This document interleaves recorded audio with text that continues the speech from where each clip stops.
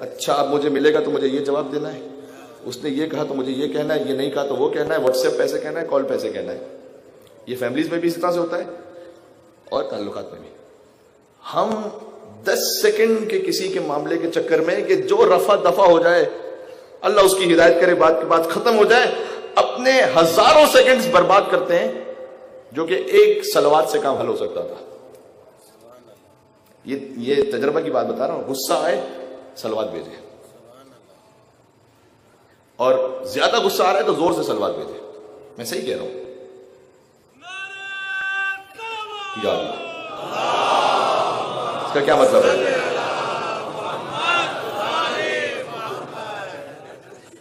صلوات کا تو کوئی غلط موقع تو نہیں ہوتا. اچھا بھائی میں ختم کر رہا ہوں مجلس، بہت غصہ آ رہا ہے آپ کو تو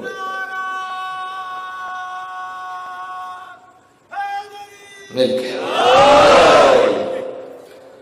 تو بات یہ کہ ذرا غور تو کریں کہ علی کا طریقہ کیا تھا.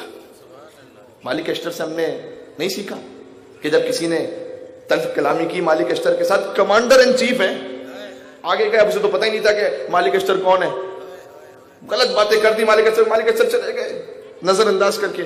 کسی نے بعد میں بتایا کہ یہ جس کے ساتھ تم نے بدتمیزی کی ہے نا، یہ علی کی فوج کا کمانڈر ان چیف ہے. اس کے تو ہاتھ پیر بھول گئے، پتہ نہیں کیا ہو جائے گا. فوراً پیچھے پیچھے بھاگا، دیکھا مالک اشتر مسجد میں نماز پڑھ رہے. نماز کے انتظار کے بعد، حضرت غلطی ہو گئی مجھے معاف کیجیے گا. کہا نہیں میں تو تیرے لیے دعائے مغفرت کرنے مسجد میں آیا ہوا تھا. سبحان اللہ، یہ ہے علی ابن ابی طالب کا کردار. سبحان اللہ. ان کے چاہنے والوں، تیرے لیے میں دعا کرنے. شجاعت کا مطلب یہ نہیں ہے کہ ہر جگہ غصے میں انسان چیخ پڑے. مالک اشتر سے بڑھ کے کون شجاع ہو سکتا ہے؟ غش میں ہے گل چادہ پیاس سے ٹھی ہے زبان.